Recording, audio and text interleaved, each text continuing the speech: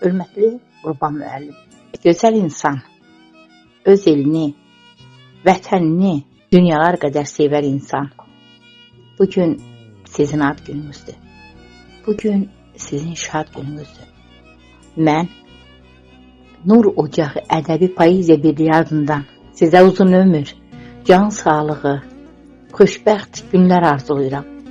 Ad gününüz, şad gününüz mübarək. Bizim ustadımıza olsun salamlar. Yazıbdı necə də gözəl kəlamlar.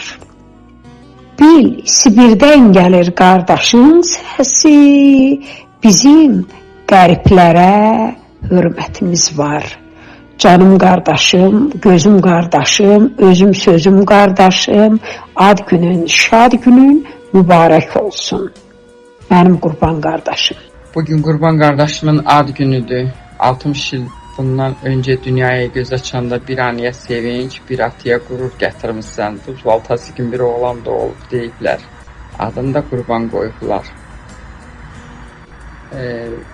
Bugünə qədər nə yaşamısan, ay qardaş, yaşamısan.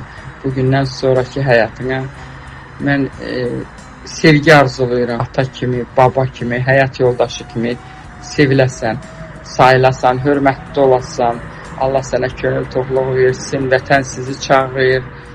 Hörmətlə, bacın, Hənifə Şəbnəm, yeni yaşın mübarək olsun bir də. Qrupumuzun ağsaqqalı, Qarabeldən daim Azərbaycan deyə, Azərbaycan həsrəti çəkən, xalqımızın gözəl evladı, Qurban müəllim, sizə ad gününüz münasibəti ilə ürəkdən təbrik edir, sizə uzun ömür, can sağlığı arzulayıram. Allah var eləsin sizi, var olun. Uzaq Sibirdə yaşayan dəyərli şair qardaşım Qurban Səyyah, sizi doğum gününüz münasibəti ilə təbrik edirəm.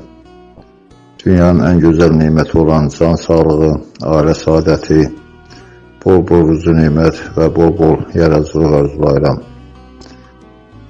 Arzumdur neçə belə gözəl doğum günləri qeyd edəsiniz və gün o gün olsun ki, artıq vaxtdır. Qaydın gəlin Azərbaycana və burada ürəyiniz istədiyi kimi iş tapın, işləyin, yazın, yaradın, gözəl şeylərlə ruhumuzu təzəliyin, qalbimizi sevindirin. 100 yaşa Allah ürəyiniz nə istəyirsə onları sizə nəsib eləsin.